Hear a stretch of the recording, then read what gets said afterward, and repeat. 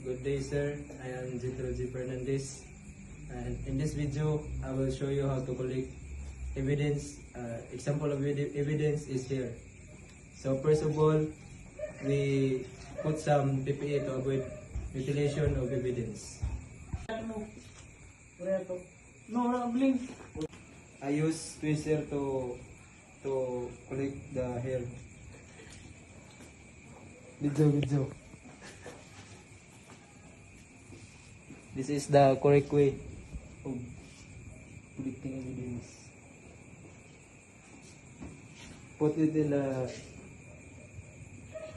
bond paper.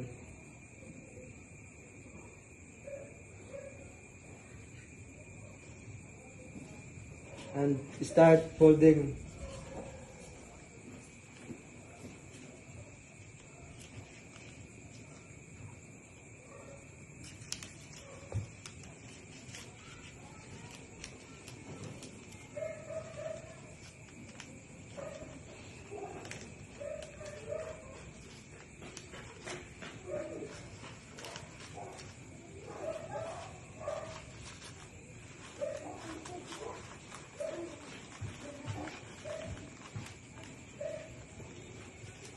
And when it's done, put it in a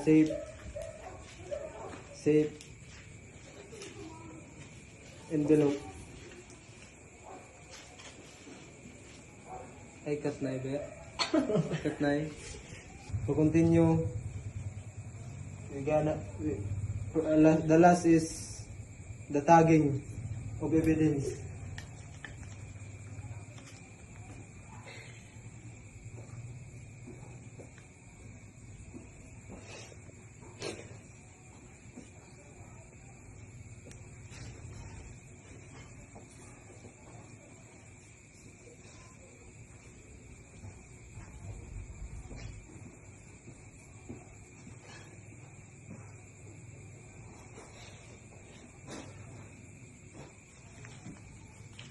And your signature is in the middle part.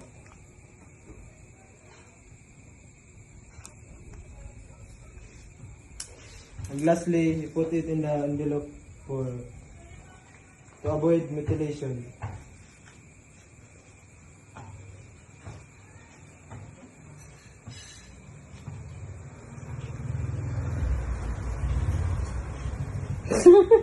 Our next evidence is liquid blood.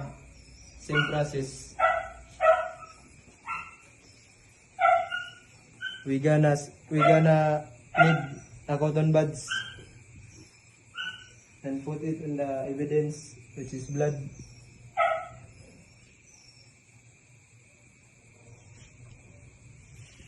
You can see the evidence.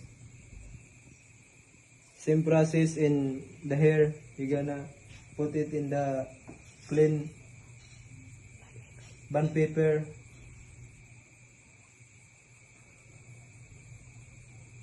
Start folding.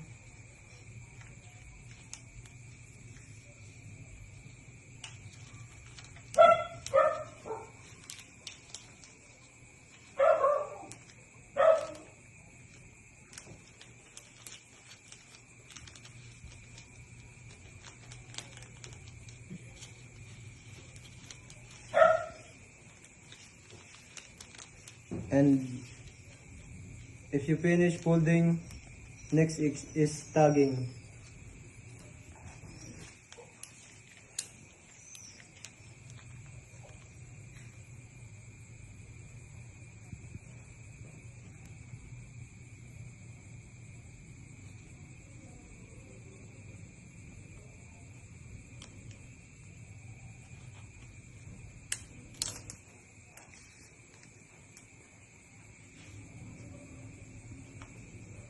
You put it in the clean envelope.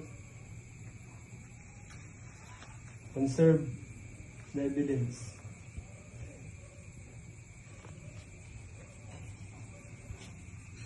Our next evidence is dry blood.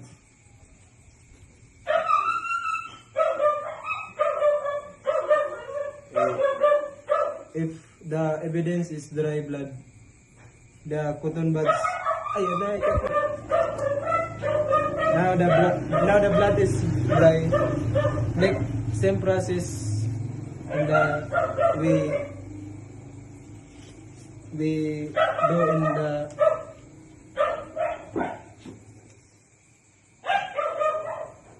evidence.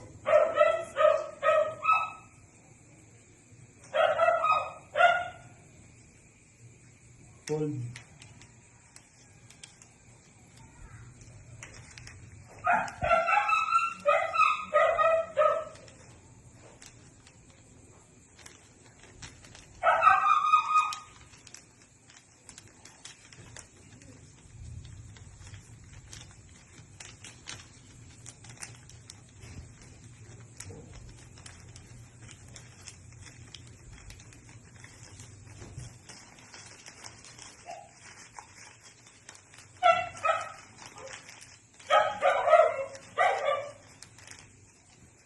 Next is tagging.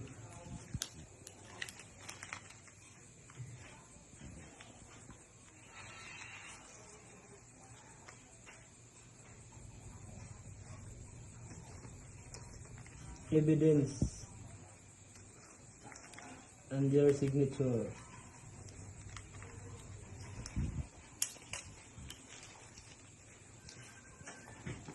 Same process, put it in the envelope and you're ready to conserve your evidence.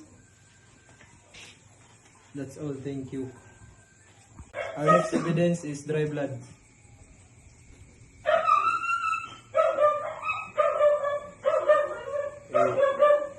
If the evidence is dry blood, you need some water to mukapit ang dugo. Small amount of water.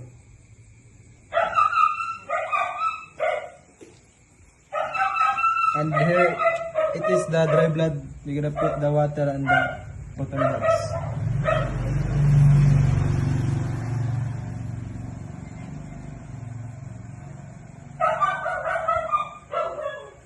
That's the blood.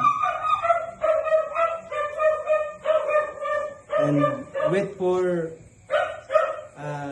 5 minutes or 10 to dry.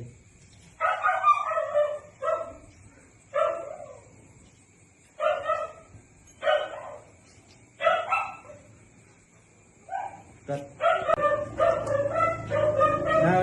Now the blood is dry.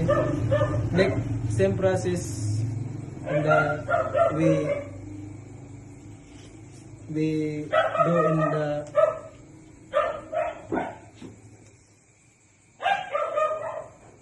evidence.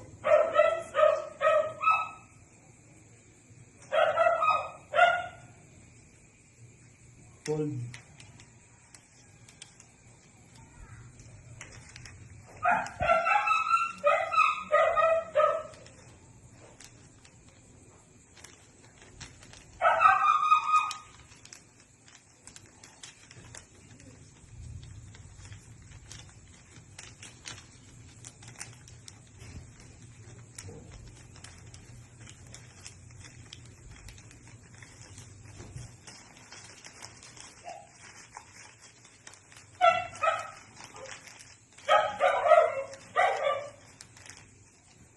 Next is tagging.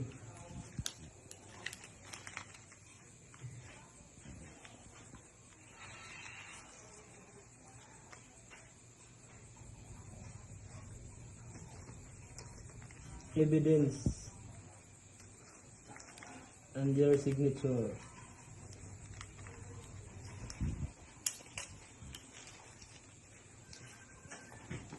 Same process, put it in the envelope and you're ready to conserve your evidence. That's all, thank you.